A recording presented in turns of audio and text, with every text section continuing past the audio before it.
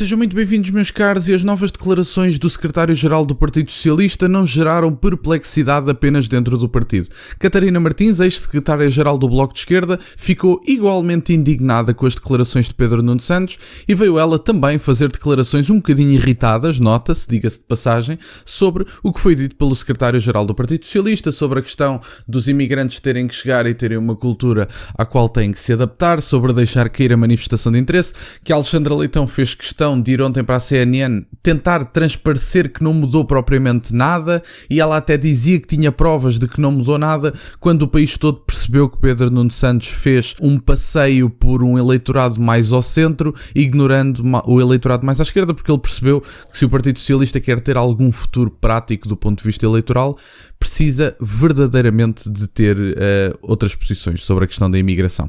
Vamos ver, meus caros, este vídeo sobre as declarações de Catarina Martins e abordar alguma da demagogia que é feita nestas mesmas declarações, que eu acho que é imensa, diga-se de passagem, e são apenas 47 segundos de declarações. Vamos ouvir. Eu ouvi, como vocês terão ouvido com muita perplexidade, declarações de Pedro Nuno Santos sobre a imigração. A solução é dizer que é o excesso de imigrantes que pressiona os serviços públicos, ou é, pelo contrário, dizer que é o investimento em serviços públicos que o nosso país precisa para dar resposta a toda a gente? Porque, convenhamos, o desinvestimento em serviços públicos aconteceu porque chegaram pessoas migrantes ao nosso país? Ou não estava já cá? Perguntem em quantas comunidades deste país que sentem falta do seu centro de saúde, ou que a sua escola não tem meios, se é por causa dos migrantes que sentem essa falta. Não se trava a migração para se construir serviços públicos. Investe-se em serviços públicos para responder a toda a população. E a esquerda, sobre isto, não pode nunca hesitar. Bom, meus caros, esta foi a demagogia feita por Catarina Martins. Eu acho piada que os anos vão passando e o Bloco de Esquerda está cada vez mais na mesma, como se costuma dizer. Talvez seja por isso que estão a desaparecer do ponto de vista eleitoral e brevemente sejam engolidos pelo LIVRE, é o que me parece. Mas enfim, eu gostava de deixar aqui um exemplo muito prático sobre o quão falsas são estas declarações, tendo em conta, por exemplo, o mercado da habitação. Estas pessoas falam muito do grande capital e dos grandes grupos económicos, mas na altura, uma coisa que eles atacavam muito, por exemplo, era os vistos gold, que é uma coisa que eu acho que é importante ter em conta porque também mostra um bocadinho do significado deste mercado imobiliário que eles estão sempre a falar, do de luxo. Bom, os vistos gold na altura representavam 3% do total de imóveis transacionados, e têm os links na descrição para esta informação, e portanto 97% do mercado não tinha nada a ver com os vistos gold. E portanto, como é que 3% do mercado influencia tanto os outros 97%? Acham que o que influencia mais o mercado é o que se passa com as transações de 97% do mercado ou de 3%? É a pergunta que fica no ar. E pergunto-vos, é mais provável que o mercado da habitação, do ponto de vista dos preços e de rendas acessíveis, seja mais movido por 3% das transações, por exemplo, tendo em conta os vistos gold, ou por 33,6% de entrada de imigrantes em 2023. 33,6% de novos imigrantes em Portugal. E portanto a pergunta que fica no ar é: será o mercado de luxo? Ou será o facto de nos últimos 2-3 anos termos praticamente 500 mil de imigrantes a entrar e essas pessoas não querem objetivamente viver na rua e, portanto, vão procurar casa. Muitas vezes procuram casa com 10, 15 amigos, pagam 100, 200 euros cada um de renda e pagam 2 e 3 mil euros de renda tranquilamente, afundando assim os preços, afundando do ponto de vista negativo, digamos assim, os preços das rendas acessíveis. Porque o português comum não vive com 10 pessoas na casa, o português comum não partilha um T0 ou um T1 com 15 pessoas, cada um com a sua botija de gás. E, portanto, isto acontece diariamente em Lisboa. E estas pessoas que às vezes falam dos grandes capitalistas e tudo mais, caem numa falácia muito grande. Porque às vezes os grandes capitalistas que alegadamente são visados por estas pessoas, são pessoas como o Sr. António, que vive na zona do Martim Moniz e que foi expropriado das suas casas para que se construísse uma mesquita naquela zona. E portanto, isto é que é importante dizer. Às vezes os grandes capitalistas são só pessoas que passaram a vida toda a trabalhar, conseguiram de forma humilde humilde e honesta juntar dinheiro para uma segunda habitação para a colocar no mercado imobiliário e depois são apelidados de grandes capitalistas e de pessoas malvadas quando nunca roubaram um cêntimo a ninguém, trabalharam a vida toda de forma honesta, conseguiram o privilégio à custa do seu suor de ter uma segunda casa e de eventualmente a colocar no mercado imobiliário, e estas pessoas apelidam-nos de grandes capitalistas e focam as suas medidas na direção de prejudicar estas pessoas porque alegadamente elas são o inimigo. Eu pergunto como é que o Sr. António, que juntou aquilo a vida toda, que agora foi expropriado para que se construísse uma mesquita para os novos portugueses, como diz Luís Montenegro, o que é que nós dizemos ao Sr. António sobre o grande capital? O Sr. António que neste momento está sem nada. Nada do que juntou durante 50 anos de vida ou 40 anos de vida de trabalho, que ele dizia, tem acesso a isso. Foi expropriado pelo Estado. E, portanto, isto é o que devia preocupar as pessoas. O grande capital, diz a Catarina Martins, investir em serviços públicos para toda a gente. Os serviços públicos de cada país não são para toda a gente. Por isso é que cada país tem os seus serviços públicos. Os serviços públicos de cada país são para quem os financia. As pessoas que chegam não têm direitos desse ponto de vista muito prático.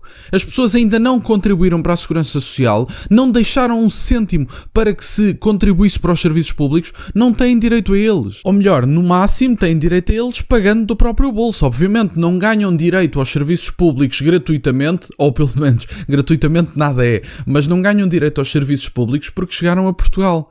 E portanto eu acho que isto é importante fazer esta distinção, que não se compara a influência de 3, 4% do mercado imobiliário de luxo com 97% e com a entrada de 33,6% de imigrantes. Essas pessoas sim, porque entram massivamente e numa quantidade completamente exorbitante, acabam por influenciar os mais variados mercados. E se vivem 15 e 20 num T1 e no T2, pagam rendas que o português comum não consegue pagar. Porque o português comum sai de casa se calhar com uma mulher e com um filho, digamos assim, são 3 pessoas e compreenda-se que o filho durante imenso tempo não vai estar a trabalhar nem a contribuir para a casa. Portanto, são 2 salários onde vivem 3 pessoas e 2 salários que se calhar tendencialmente são de pessoas em início de carreira, porque acabaram de sair de casa dos pais, se calhar acabaram de estudar, acabaram de sair da faculdade e estão em início de carreira, têm salários que são de pessoas em início de carreira, se calhar têm a licenciatura, ganham um bocadinho mais, 1000 e poucos euros cada um, e depois chegam a uma casa e têm que pagar determinada renda. Agora, várias pessoas que vivam, digamos 15 em cada casa, que têm um salário até baixo, mas que pagam 100, 200 euros cada uma, têm logo aí 1000, 2000 euros de renda, tranquilamente. E o que é que isso diz à Catarina Martins sobre o mercado imobiliário? Diz bola, porque a Catarina Martins não está preocupada com isso, porque isso vai contra as suas agendas ideológicas. E, portanto, era um bocadinho por aqui. Eu acho que Pedro Nuno Santos esteve correto sobre as declarações que fez, não em todas, aliás, Pedro Nuno Santos foi demasiado brando, mas eu compreendo o choque das declarações de Pedro Nuno Santos, tendo em conta que ele fez uma mudança, deu uma volta de 180 graus completa e portanto, eu compreendo que choque no sentido de que vem do secretário-geral do Partido Socialista, mas não choca, porque essas declarações são apenas senso comum.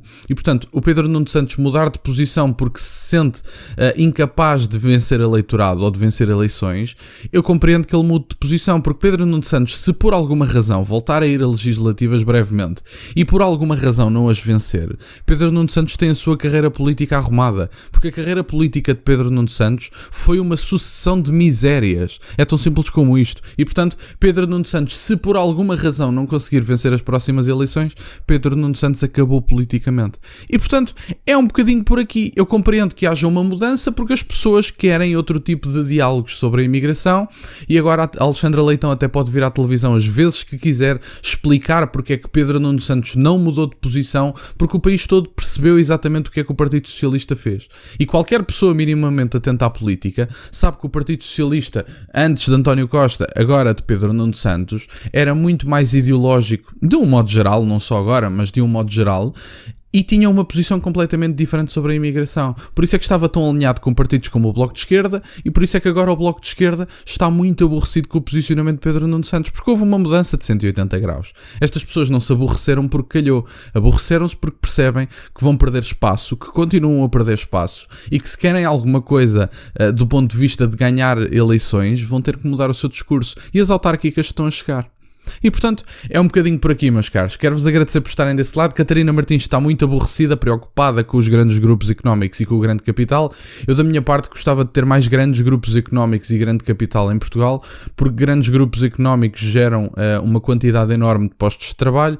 Postos de trabalho, quantos mais forem em determinadas áreas, mais competitivo fica o mercado. Quanto mais competitivo ficar o mercado, mais as pessoas que trabalham nessa área são privilegiadas porque o seu salário sobe, tendo em conta a competitividade das empresas. E portanto venham daí mais grupos económicos, porque a Catarina Martins gosta muito de gastar o dinheiro dos outros, mas produzi-lo não quer que aconteça. Portanto, é perceptível o que é que acontece a um saco de onde nós tiramos e não colocamos nada. Obrigado, meus caros, por estarem desse lado. Peço-vos só o gosto neste vídeo, subscrevam o canal. Estamos a caminho dos 23 mil subscritores. Muito obrigado, meus caros. Tem as minhas redes sociais e o MBA na descrição, para o caso de quererem fazer alguma doação. E nunca se esqueçam, meus caros, questionem tudo. Até à próxima.